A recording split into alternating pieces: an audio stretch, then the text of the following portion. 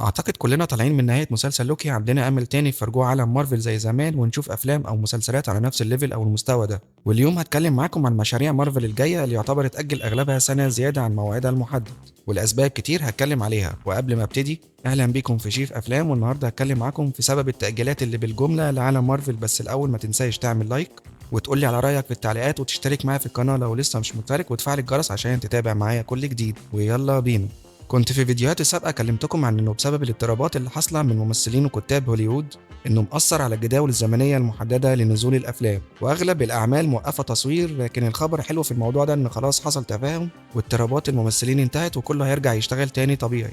لكن كانت فاجأتنا مارفل بالمواعيد الجديدة لأعمالها، والمواعيد الجديدة دي مش هتخلينا غير نشوف فيلم واحد بس لمارفل في السنة الجاية في 2024، واللي هو فيلم ديد بول 3، واللي مفترض ميعاده دلوقتي ان هو ينزل في 26/7/2024 بعد ما كان مفترض ينزل بتاريخ 3/5/2024. وده كده الفيلم الوحيد من مارفل اللي هنشوفه في السينمات السنة الجاية. لكن على كلام مارفل فديد بول هيبقى أهم أفلام المرحلة دي في عالم المالتيفيرس، وكفاية هنشوف ديد بول وولفرين مع بعض ورجوع الممثل هيوج جاكمان لدوره الأيقوني كولفرين. وفي كلام اننا هنشوف التي في اي تاني ودورهم هيكون في الفيلم مهم جدا في احداث الفيلم. واكيد هيبقى في كلام او تلميح عن لوكي في احداث الفيلم يخلينا نعرف اكتر عن دور لوكي ودور التي في اي دلوقتي وطريقه لوكي في اداره المالتيفيرس. وقصه الفيلم في الاغلب هتتكلم ان ديد بول عمال يتنقل بالزمن وبيعمل مشاكل في الكون بتاع عالم فوكس اللي هو منه الاكس مان، والتي في هيبقوا يوقفوه. في كلام ان ممكن في الفيلم ده يظهر فيه توبي ماجواير سبايدر مان في بوست كريدت سين مثلا. اما بخصوص فيلم كابتن امريكا بريف نيو وورلد، الفيلم كان مفترض ينزل في شهر 7 2024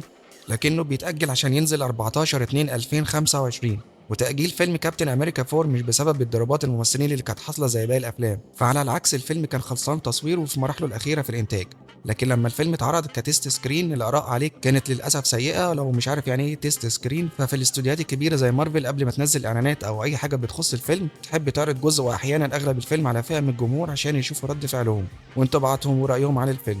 وفي حالة كابتن أمريكا 4 الآراء الأولية ما كانتش حلوة خالص والناس ما عجبهاش حاجات كتير في الفيلم، فمارفل قررت تأجل الفيلم عشان هتعمل إعادة تصوير كبيرة لأجزاء مهمة في الفيلم. والكلام إن في 3 مشاهد أكشن كبار هيتغيروا خالص من الفيلم ويتعمل ليهم إعادة تصوير، وبكده فيلم كابتن أمريكا بريف نيو وورلد نازل 14/2/2025. فيلم ساندر بيلتس، كنت في فيديو الاشاعات كلمتكم كتير عنه وان مارفل مراهنه على الفيلم وان هيبقى مهم ليها جدا، بس للاسف الفيلم واقع في مشاكل كتير بالاخص بسبب الممثل ديفيد هاربر اللي هيبقى عنده تعارض لتصوير الفيلم بسبب مسلسل سترينجر سينجز الجزء الخامس، وده اللي حصل فعلا. فبعد انتهاء اضطراب الممثلين ديفيد هاربر اعلن انه هيكمل تصوير مسلسل سترينجر سينجز، وبالتالي مش هيكون متفرغ لتصوير ساندر بيلتس دلوقتي، وبالتالي الفيلم تم تاجيله للمره الثانيه. فكان اخر ميعاد قلناه 20/12/2024، ودلوقتي الميعاد الرسمي لنزوله هيكون 25/7/2025. اما فيلم ذا بليد من الممثل مارشيلا الي كان مفترض بينزل 14/2/2025 واتأجل عشان يبقى رسميا في 11/7/2025. فكده عندنا فيلمين نازلين مع بعض في نفس الشهر، ذا بليد وساندر بليدز.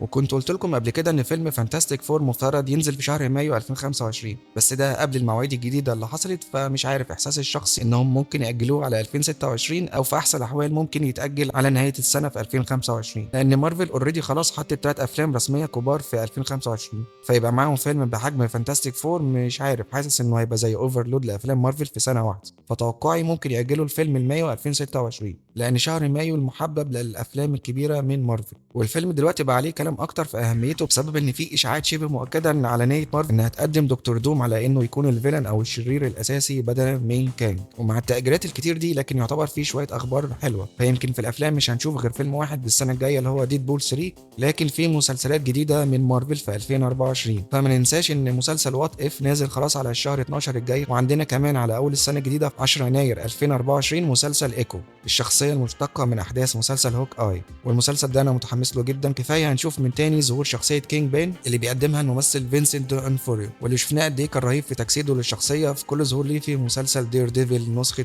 نتفليكس. وعندنا كمان مسلسل اجاسا اللي شفناه في مسلسل واندا فيجن مفترض ينزل هو كمان على 2024، لكن لسه ما تحددش ميعاد رسمي واضح ليه. وكان في كلام ان هم شغالين على مسلسل فيجن كويست واللي كان مفترض يورينا نسخه وايت فيجن الجديده راحت فين ولا بتعمل ايه بعد نهايه مسلسل واندا فيجن. لكن في اشاعات دلوقتي ان المسلسل اتكنسل ومارفل لغته خالص من حساباتها، وده على الاقل في الوقت الحالي عشان تركز في اعمال تانية بالنسبه ليهم اهم. وفي الغالب كل تاجيلات الافلام دي هتاجل افلام افنجرز كانج دايناستي، او ممكن يطلق عليه دلوقتي افنجرز 5، سبب ان هو في كلام بشكل نهائي ان الفيلم هيتبدل بحاجه تخص دكتور دوم وافنجرز سيكريت وورز اللي كان مفترض ينزلوا 2026 و2027، لكن بالشكل اللي احنا شايفينه ده فكده ممكن يتاجلوا سنه كمان عشان يبقى موعدهم على 2027 و2028. بس بشكل عام ممكن التاجيلات دي تكون في مصلحه مارفل والفانز، لان الفتره اللي فاتت شفنا اعمال من مارفل ما كانتش على المستوى، حصل للفانز على مستوى العالم زي تشبع وزهق من اعمال السوبر هيروز ومارفل. ففيلم واحد السنه الجايه كديد بول 3 على كام مسلسل من مارفل، اعتقد انه هيبقى حاجه ايجابيه للفانز. بس كده دي كانت نهايه حلقتنا. لو عجبكم الفيديو ما تنسوش تعملوا لايك وتشتركوا معايا في القناه وتقولوا لي على رايكم في الكومنتات. سلام.